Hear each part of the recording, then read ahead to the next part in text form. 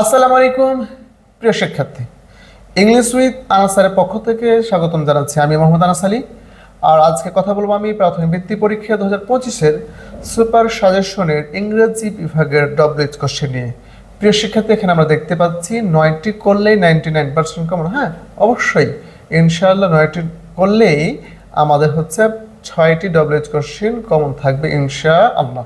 প্রিয় শিক্ষার্থী, আমরা প্রায় দেখি যে হচ্ছে who, what, when, where, which plus noun অথবা how, why, what type of, what kind of plus noun দিয়ে প্রায় প্রশ্ন হয়ে থাকে। আমরা এখানে ঠিক 9টি ডব্লিউএইচ কোশ্চেন এবং তার সাথে অ্যান্সার করে রাখছি। আশা করছি এই 9টি ডব্লিউএইচ কোশ্চেনের মধ্যে পরীক্ষায় পড়বে ইনশাআল্লাহ। তো প্রিয় শিক্ষার্থী, এই জন্য আমাকে কয়েক মিনিট জাস্ট আমাকে সময় দিতে হবে একটু হচ্ছে আমার ইনস্ট্রাকশন নেওয়ার জন্য। প্রিয় শিক্ষার্থী, হু দিয়ে প্রায় প্রশ্ন হয়ে থাকে এবং হু হবে শুধু সাবজেক্ট যদি ব্যক্তি হয় ওই ক্ষেত্রে হু, আর যদি বস্তু হয় 2 নম্বরে দেখতে পাচ্ছি তাহলে হচ্ছে হট। 1 নম্বর দেওয়া হচ্ছে সৈকত ইসলাম লিভস উইথ হিজ প্যারেন্টস। সৈকত ইসলাম হচ্ছে তার পিতামাতার সাথে বাস করে। এখন এখানে দেখতে পাচ্ছি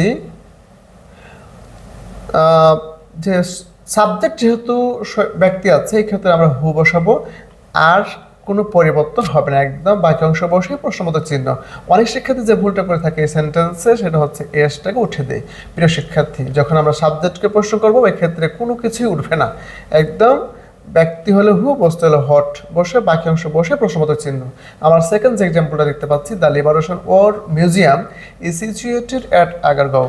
প্রিয় শিক্ষার্থী, এই সাবজেক্টটা হচ্ছে বস্তু, এই জন্য আমরা হট বসিয়েছি, আর কোনো পরিবর্তন করি, বাকি অংশ বসে প্রশ্নবোধক চিহ্ন বসাইছি, অর্থাৎ what is situated at Agargaon.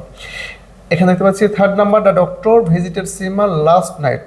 এখানে প্রশ্ন করা যে টাইম কে, অর্থাৎ সময় কে।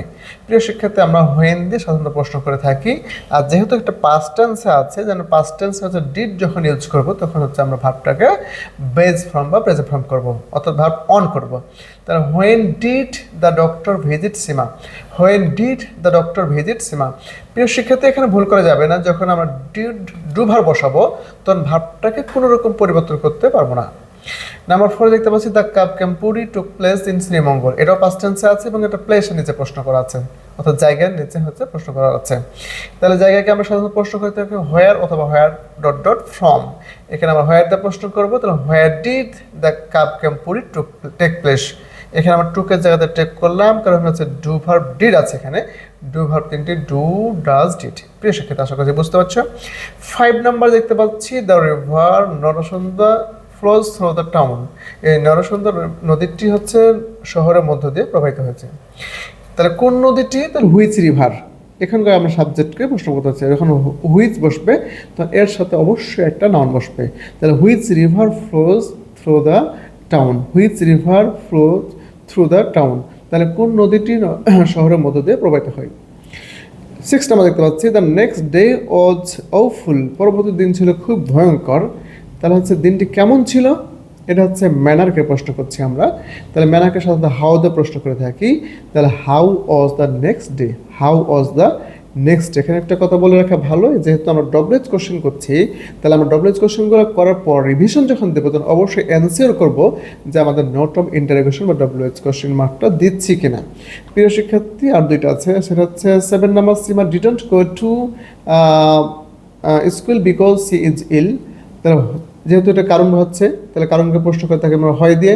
তাহলে why did Seema not go to school, অথবা why didn't Seema go to school, কেন সীমা স্কুলে যায়নি। 8 নাম্বার দেখতে পাচ্ছি, Seema loves to read fun stories books. মানে হচ্ছে সীমা মজার গল্পের বইগুলো পড়তে ভালোবাসে। তাহলে কোন ধরনের বই পড়তে সীমা ভালোবাসে? হোয়াট টাইপস অফ অথবা হোয়াট কাইন্ড অফ। তাহলে what types of books does Seema love to read. What type এবং হট কাইন্ডের পরে অবশ্যই একটা নাউন বসে, এখানে আমার একটা বুকস নাউন বসে। তাহলে what types of books does Seema love to read, অর্থাৎ সীমা কোন ধরনের বই পড়তে ভালোবাসে। লাস্ট নাম্বার হচ্ছে, the teachers helped the students to leave building. এখানে দেখতে পাচ্ছি আমরা, এটা হচ্ছে সাবজেক্ট, এটা ভার্ব, এটা হচ্ছে অবজেক্ট। অবজেক্টকে প্রশ্ন করে সাধারণত আমরা হোম অথবা হু দেয়া প্রশ্ন করে থাকি।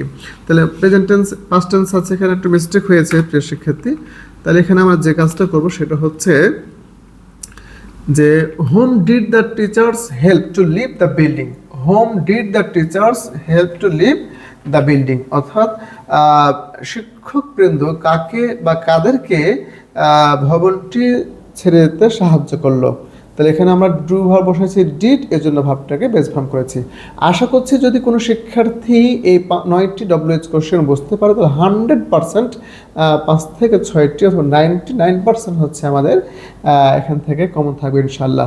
তো প্রিয় শিক্ষার্থী, অবশ্যই এই WH অর্ডটি বুঝে অ্যান্সার করে আসলে WH কোশ্চেন আমরা 6-6 পাবো ইনশাআল্লাহ। তো দেখা হবে পরবর্তী ভিডিওতে অন্য কোনো সাজেশনে। সে পর্যন্ত ভালো থাকো, সুস্থ থাকো। আসসালামু আলাইকুম ওয়া রাহমাতুল্লাহ।